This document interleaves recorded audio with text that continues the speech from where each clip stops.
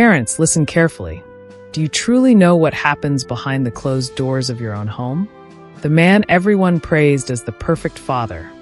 The widower who raised his little girl alone after his wife's death. Behind his smile was a secret so dark it will chill you to the bone. This is the heartbreaking story of Amara, a daughter who trusted her father more than life itself, until love became a prison and silence nearly destroyed her.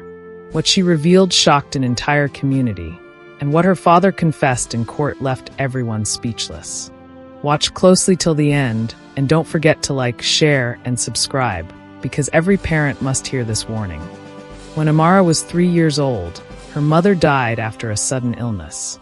At the funeral, she clung to her father's leg, too young to understand death, but old enough to know she had lost the warmth that tucked her in at night. Her father, Mr. Kalu, became both her anchor and her universe. He was only 32, a young widower suddenly carrying the weight of 2 lives. At first, everyone pitied him. Relatives offered to take Amara to ease his burden, but he refused. "She's all I have left of her mother," he said firmly, and that was the end of it. From then on, the sight of the tall, broad-shouldered man holding a little girl's hand became familiar in their quiet apartment complex. He plaited her hair, packed her school lunch, and sat proudly in the front row during visiting days. At home, they built blanket forts and ate burnt plantain together, laughing as though nothing was missing. Neighbors admired them. Teachers praised him. If every man were like Mr. Kalu, people said, the world would be safe for women. To Amara, her father was a hero. She called him daddy in public, but sometimes my hero when she wanted his attention. She trusted him more than the sun itself. But as Amara grew older, love began to twist into something else. By the time Amara turned 10, little things began to shift. His hugs lingered too long. His hand brushed places it didn't used to. At first, she thought nothing of it. After all, wasn't Daddy the person who loved her the most? But slowly, the air in her bedroom grew heavier at night. He began coming in after bedtime, sitting on the edge of her bed with a softness that made her uneasy. One evening he whispered, "This is our little secret, something special just for us." Confused, Amara clutched her teddy bear. "Daddy, stop," she whispered. His eyes hardened. "If you tell anyone, they'll take you away. You'll lose me too." The thought of losing her father, after already losing her mother, crushed her. She stayed silent. From then on, she lived 2 lives. At school, she was the quiet, obedient girl. Teachers praised her for her discipline. At home, the nights grew darker. Every click of the lock stole another piece of her childhood. Her drawings changed, once full of sunshine, now showing lonely stick figures and houses without doors.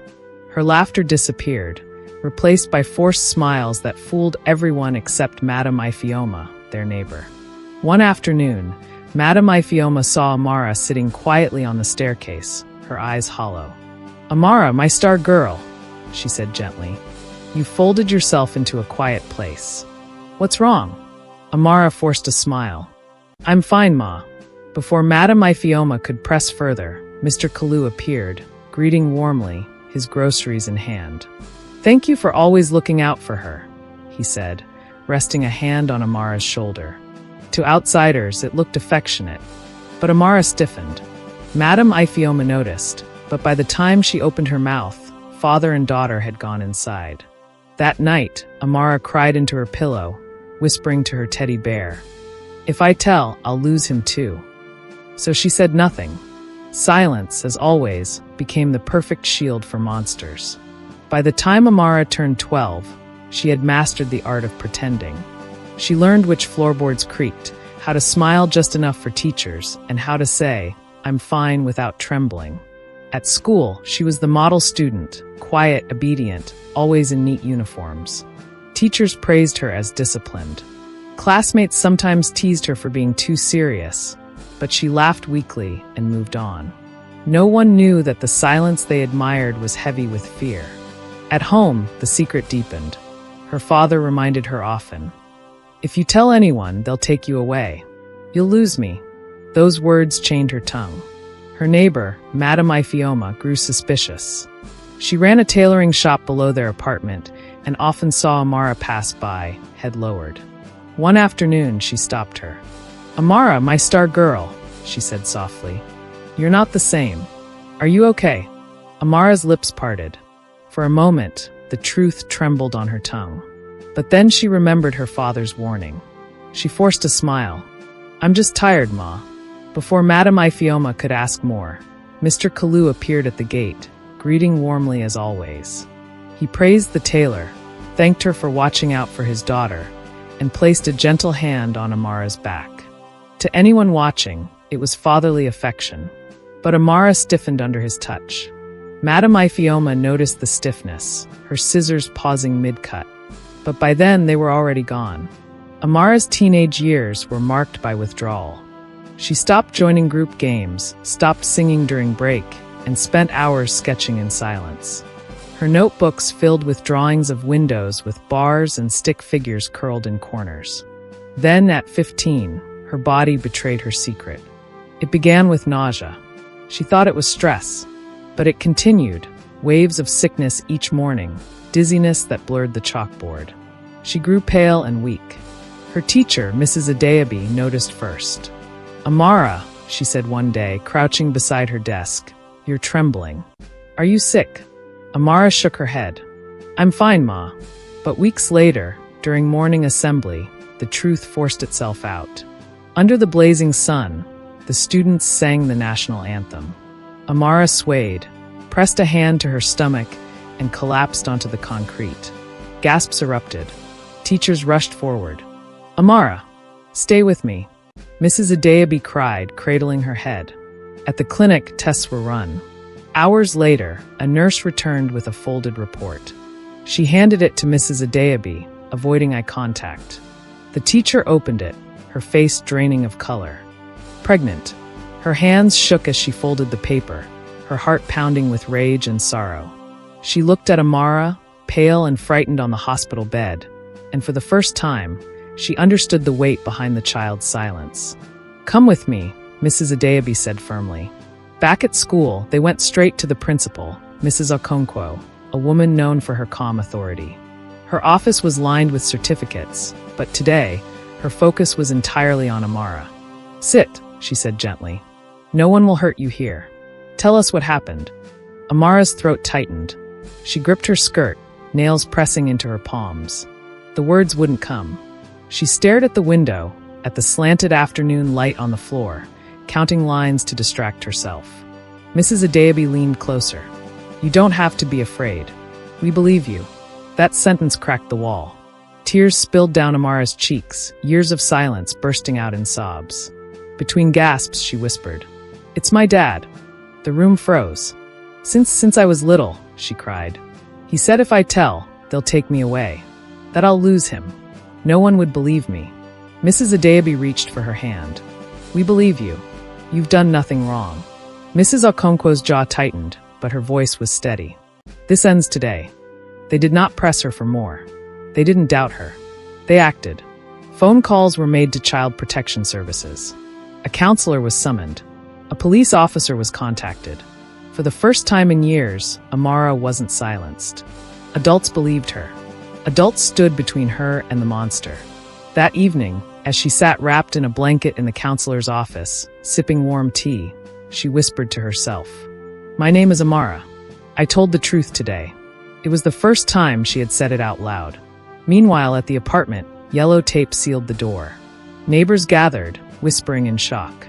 Madame Ifeoma wept openly in her shop. "I knew something was wrong," she cried. "I should have pushed harder. God forgive me."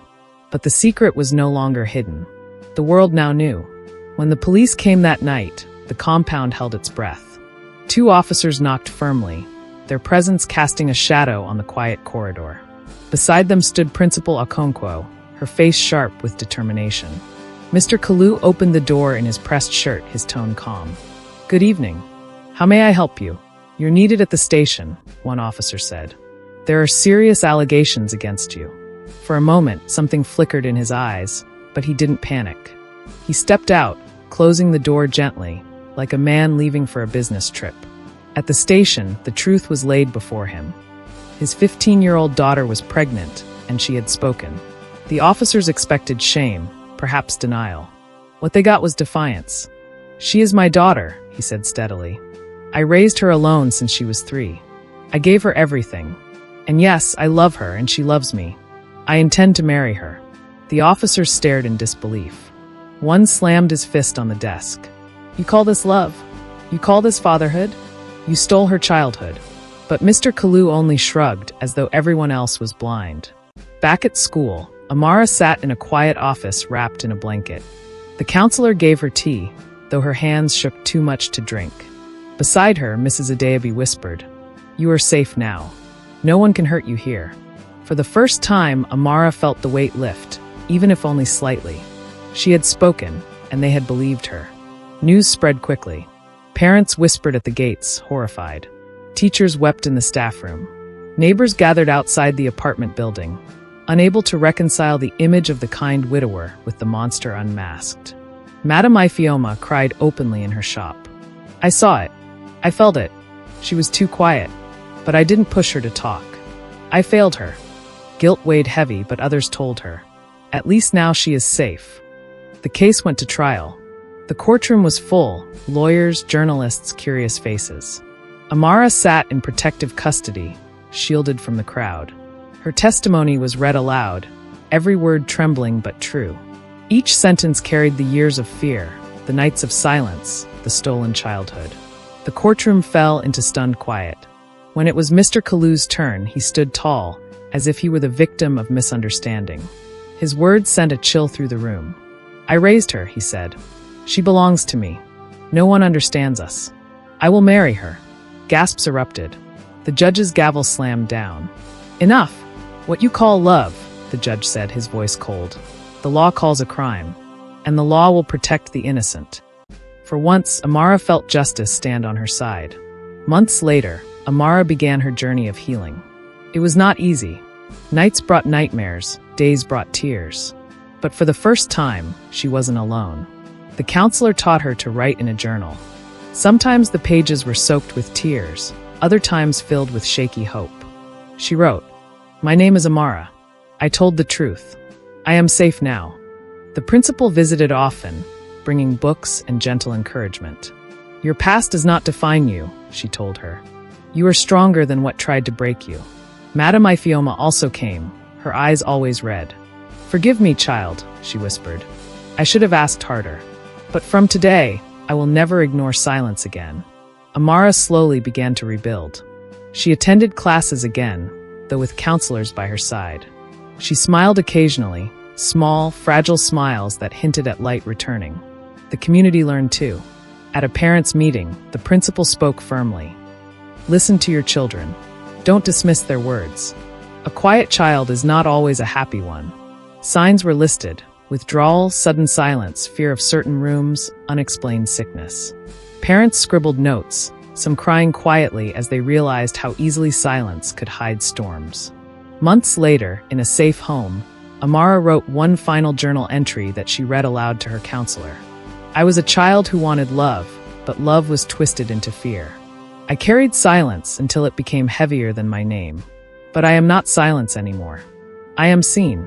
I am heard. And I have a future." Her words were shaky, but they were hers. And for every parent who heard her story, the lesson was etched deep. Listen. Always listen. Knock twice. Ask again. Don't explain away your child's tears. Because sometimes the monsters you fear aren't outside. They sit at your dining table, smiling. Amara's journey was just beginning, but her truth had already saved more than herself. It had woken a community. It had reminded parents everywhere that silence is never harmless. And in the end, her voice, small, trembling, but brave, became the loudest cry. All parents must watch this, because the scars of silence are heavier than any child should ever carry.